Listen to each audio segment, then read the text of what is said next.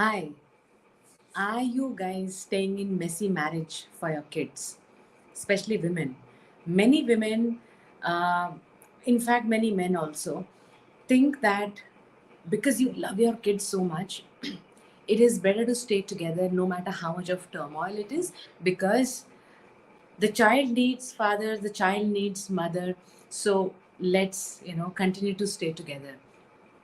I have addressed this before also, and you know that while you're staying together, thinking about your kids, which is a good idea, but then at the same time, maybe you do not realize that somewhere you are passing on your emotional pain, you're passing on your trauma to the child. You may or may not be fighting or arguing in front of your children, but your connection, your subtle connection, the kind of connection you have with your partner is actually impacting the child.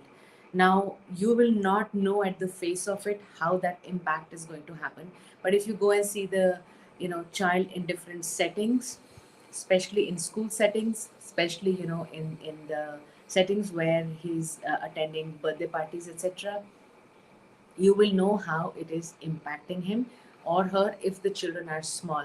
Growing up, they tend to become more silent, etc. But not going there, what I'm trying to say is that you are staying in marriage for the sake of children, but in a very subtle way, the child is able to understand your connection.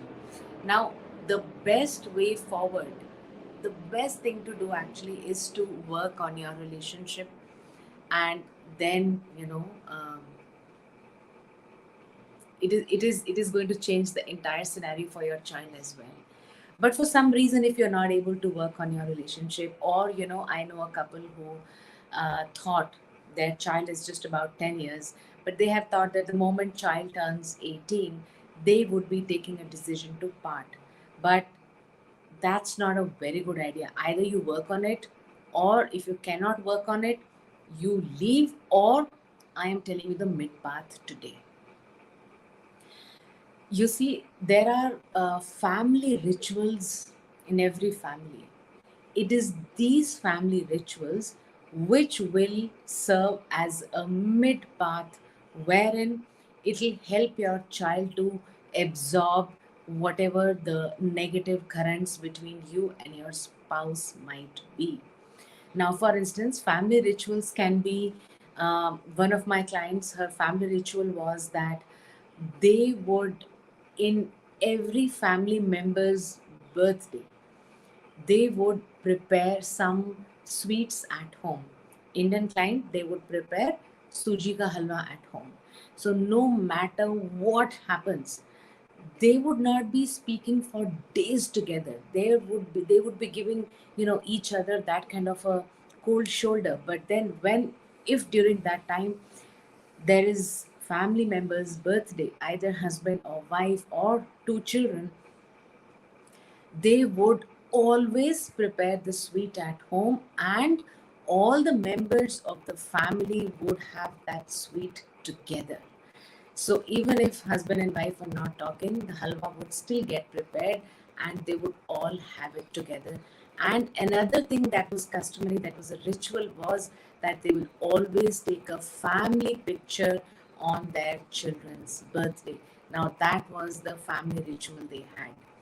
Similarly, you can have many other family rituals which, when the child sees, when the child experiences that family ritual, just as child is able to see a subtle negative current between you and your spouse, the child is also able to see a subtle positive connection between you and your spouse.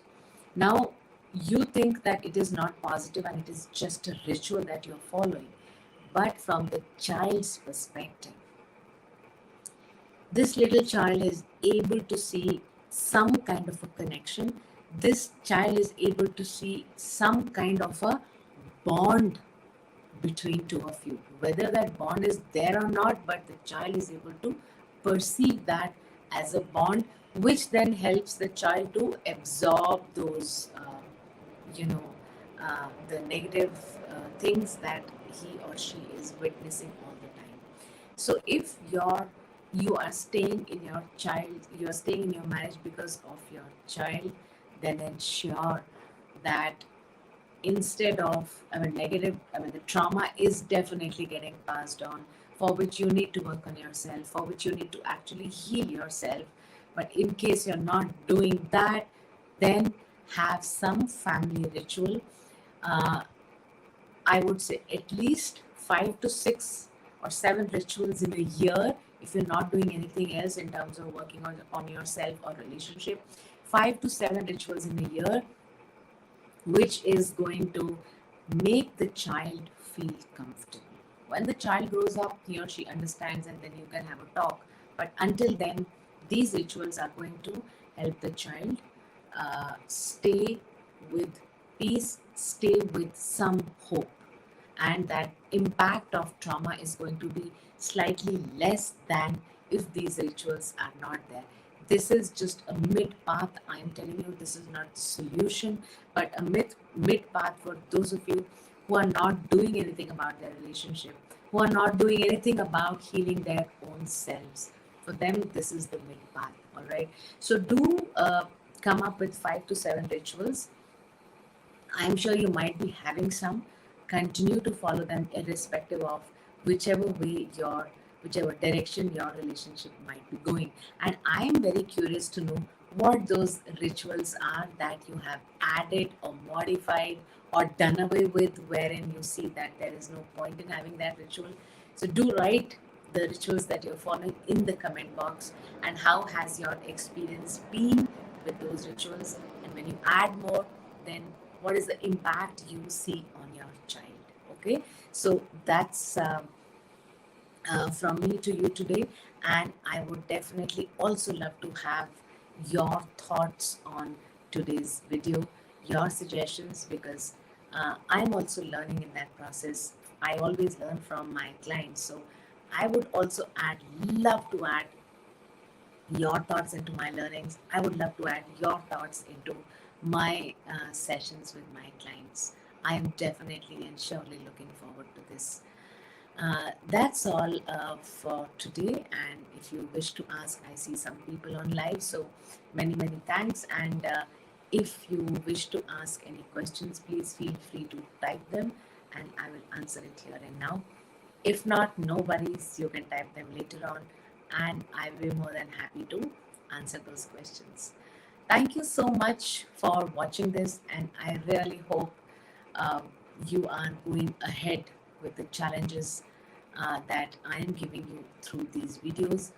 There is one lady who, told me today that she has been making notes of these videos, and she has picked up those 5 things she's as a challenge, implementing those 5 things, and then she has now moved on to the next 5. So I really hope you're doing that, and I would love to also see your results at the same time. Okay, see you tomorrow 3:30. Take care and have a great evening. Bye.